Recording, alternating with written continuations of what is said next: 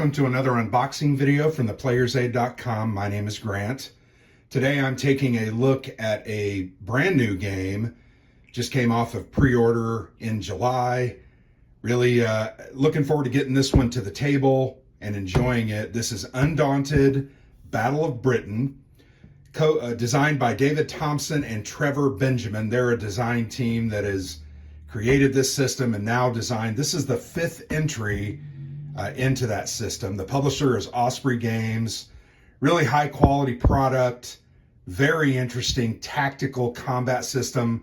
Now, the other four volumes dealt with ground combat, right? You had Undaunted Normandy, which dealt with the Western Front of World War II, platoons of squads of men running around fighting each other, Germans and Americans. Then it went to North Africa with the British and the Italians fighting in the desert. There was an airplane unit in that game. Then came Reinforcements, which was basically a support for the first two entries, added some units and missions and scenarios and different things, but also added a solitaire mode and a team play mode, which is very fun. We've played that. Next, and a game that we are about halfway through, is the campaign legacy style game Stalingrad, Undaunted Stalingrad. It's a big box, deals with the East Front, Germans versus Russians, and it's a legacy style game. This is very different. This deals with the Battle of Britain, which was an air battle for control of the skies in 1940. And we know ultimately that the British prevailed, the Germans were held back, and then ultimately 4 years later, Operation Overlord came about, the ground invasion, amphibious invasion of Europe and France and liberation. But this looks at the aerial combat aspect. So it's different than the others. The others, once again, focused on ground combat, big box. I like that it's a small box. You can see I've got this in my hand because I'm going to put this on my shelf, and I'm going to get 4 or 5 of these in one of my cubes on my shelf. So that's good. Look at the back of the box.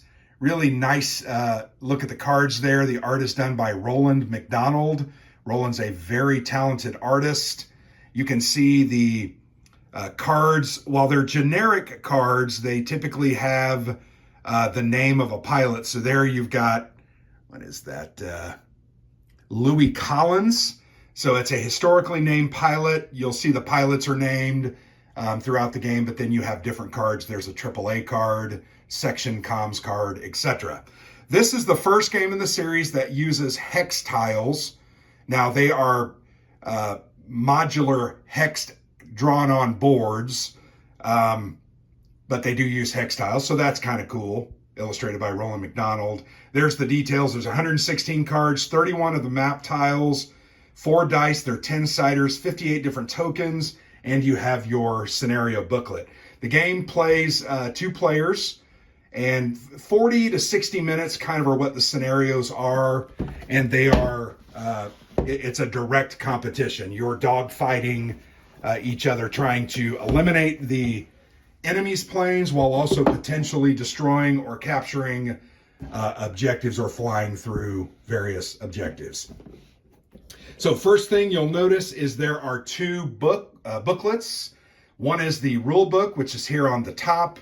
The second is the scenario book. So there's a certain amount of scenarios. I believe typically there are 10, but I'll look at that here in just a minute. I have an interview with David on the blog if you're interested to kind of get a greater level of detail about the game. This game is fairly easy to learn, but it is going to be a slight difference from the other Undaunted series. So you're going to want to get in, read the rule book, peruse over it, and think through the differences. So there's a look at 2 of the cards. You'll notice title, the initiative value, that is determining who goes first. The section is which area this is Y section or Y1 section. Rank designation, movement, actions, name, and then the aircraft image. This is a deck building game if you did not know. So it uses cards, and then you do have counters on the board. Very similar to the other games, there is a card in the deck that's just a waste of space. These are called discord cards. They represent a breakdown in your communications and that are caused during chaos of battle. And they basically clog your deck up. So you want to try to get rid of those as soon as you can. There are ships. These act as targets typically, and you're protecting or trying to destroy them. Here is a look at those counters. You can see they're tier-shaped. They show direction. That front pointy area is the front facing. Facing them is important. You'll see a shield value on there, which is their defense, base defense. And then you've got, what's S1? I don't remember what that is. The section, again. So these just coordinate with the cards that you have. The thing about planes is they're always in motion. They cannot stop. They always have to move. So that's a big part of the game. You can see the rules are pretty good. I think David does a great job of explaining things in very clear English. Here's a look at one of the setup areas. You can see those are various tiles. Those board tiles that are put together. They'll show you how to do that in the scenario book. Sequence of play, how to do moves, how to attack, combat, different, very well written rules. I've always found that David's rules are very, very good and really help you get into the game pretty quickly. You're going to win or lose the game by destroying all your enemy's units, destroying all the targets, the ships, the structures, or escaping sometimes off the map or through a certain hex. And then sometimes there are score points that you're going to need to ultimately claim victory. There's some minor historical notes there, but that's a look at the rule book. Let's go ahead and look really quickly at the scenario book. How many scenarios are there? Let's see. You can play a campaign, so you can pick one scenario and kind of play through it through to the end.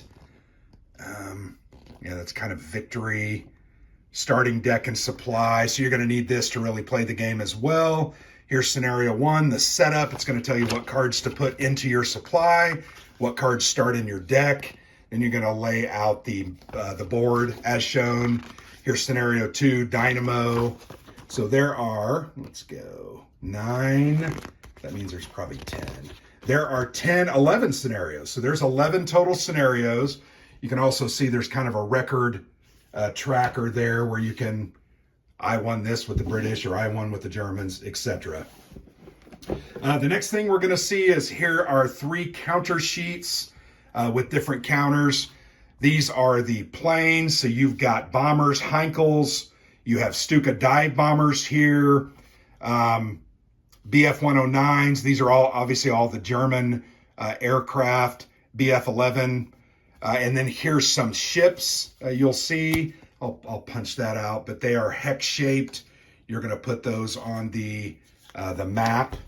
It looks like they have a reduced side. I'll punch that back in. You also just have, I think this is probably an initiative marker. Yes. So you've got the German Iron Cross on one side and the British Roundel on the other. If you have initiative and you're the Germans, you're going to go first and you're going to have this showing face up. So yeah, those are a look at German counters. Let's go ahead and put those down. Couple of the, here's some Hurricanes. You probably have some Spitfires. There's a Defiant. There's a Spitfire. I'll punch one of those out. You know, very cool looking. Like I said, teardrop counter. That arrow pointing, the tip there is the facing, and that's kind of the disrupted side. If you remember, disruption means you can't act on your turn. If you draw that card, you're just going to activate them, flip them over. Also, you'll notice there are different, these are aerial balloons that are going to, you cannot fly through them. That's what the no fly, but there is a protective value when you're behind them. Here's some clouds on the reverse side. You have clouds over ground and then clouds in the sky. So pretty cool looking there. And the third and final is just more of the same. You've got some ground tiles here. And then, so these will go on top of the boards themselves. More planes, another BF-109, a Spitfire Ace right there. That's kind of cool. So lots of cool markers and counters. that you're going to use to play the game. Let's go ahead and look at the board. I'm not going to pull all of them. How many did it say it had? It had like 36. So these are dual-sided boards. And remember, they're in hexes, and they have different terrain. You're gonna lay these out together, right? However it tells you to. Well, this would match, right? So you're gonna build. That's one of the sections. You may build 7 or 8 pieces of the board, and you're gonna play on top of those. Pretty much all look the same. Some of them are just ocean. Some of the missions probably take place over the ocean itself, so you're going to use mostly ocean tiles. You've got an airstrip here, obviously going to be a big target. Here you've got a lot of town areas. You've got some bocage, different farms, etc. So yeah, those are really great looking. There's those 4 10-siders. Everything in the game is a 10. And then you've got 2 decks worth of cards. Big decks of cards, right? There's a lot of cards in these. I'm going to go ahead and open. Let's open the British. Let me see if I can get this open. There's an easy way. They've been made so that you can open them easy, but when you're like me, I always seem to have trouble with these kind of things. But one of the things I do enjoy about Osprey's games is they're always very well made. I also feel like David and Trevor take a great deal of care in making their games the best they can be. So yeah, here's a look at some of the cards. Once again, initiative values are up here, what association or squad they're in, the name of the vehicle, the pilot that is named, its movement value, maneuver rating, and attack rating. These are actions that they can take with cards. Looks like most of those are move value 2s. Let me see if we got, there's a Spitfire is a move of 3, maneuver of 3, and attack of a 2 and a 3. That's different and better than the Defiant and the Hurricane. So you can see that there's definite differences there. There's the Spitfires again. There's those Discord cards that I talked about. One thing I will point out about this card, so if you remember in the other games, there were squad leader cards, sergeants, commanders that were in your deck, and they didn't move any units on the board, but they provided you with these different abilities. So when you play this card, or you can use it for its very high initiative value if you really have to go first. But when you play it, you can do any one of these as the action. You can bolster 3. That means bolster 3 cards from your supply into your discard pile. That ultimately, when it gets reshuffled, it will be put into your draw deck. Command is you can draw additional cards from your deck, 2 additional cards, and use those that turn. That can be very powerful. If you remember, you have 4 cards in your hand. One of them you're going to play for the initiative. Everybody has to play it. Then you have 3 cards to activate. If you have one of these cards in your hand and you play it for command, all of a sudden you're going to have 5 total cards that you'll play that turn. Guide, you can move some, and coordinate, I'm not really sure what that new action is, but you can see there's their different actions. And when you play these cards, that's what's going to happen. Anti-aircraft are going to attack probably with 3 dice. As planes go over, ship can move. So there's a look at the British deck. So you can imagine the German deck, and I'm going to go ahead and try to open it as well, is much the same. It just has Heinkels, Stukas, and bombers like the bombers like Heinkel, and then the fighters are the BF-109s. I'm having trouble getting this open. These cards seem to be a little, I feel like I've scuffed the sides by just opening them up. So be very, very careful. I really like that color of black. It's shiny and shimmery. So yeah, here's a Squadron Comms card. I already showed that, but Section Comms, we already talked about that briefly from the rule book. Here you have a BF-109, movement of 3, maneuver of 2, and attack of 2. Similar movement to the Spitfire, not as good attack or maneuver. So you have a bunch of those, and you have another BF-109. These are just different units. BF-110C, I'm not smart enough to know all the technical differences between these different aircraft, but obviously the Germans have a lot of those. You have Heinkels, Heinkel 1, Heinkel 2, Stuka dive bombers. You can see very slow, but they can bomb. Those are very key for taking out static ground targets.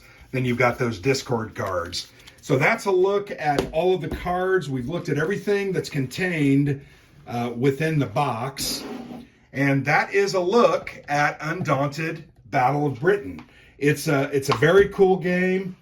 If you have played Undaunted, this is going to be more Undaunted, but with some twist, right? So the card plays a little bit different. The focus is a little bit different. There's different actions, different abilities, because this is a game focused on aerial combat. Very excited about this. David, Trevor, great work. Keep churning these out. We'll play them. I know I have heard talk of some future expansions that aren't necessarily focused on World War II. So I'm very excited about that. We'll see how those expansions come out. So that's a look at Undaunted Battle of Britain, the newest edition in the Undaunted series from Osprey Games. Hope you enjoyed the video. Thanks for watching. I've been Grant for the Player's Aid.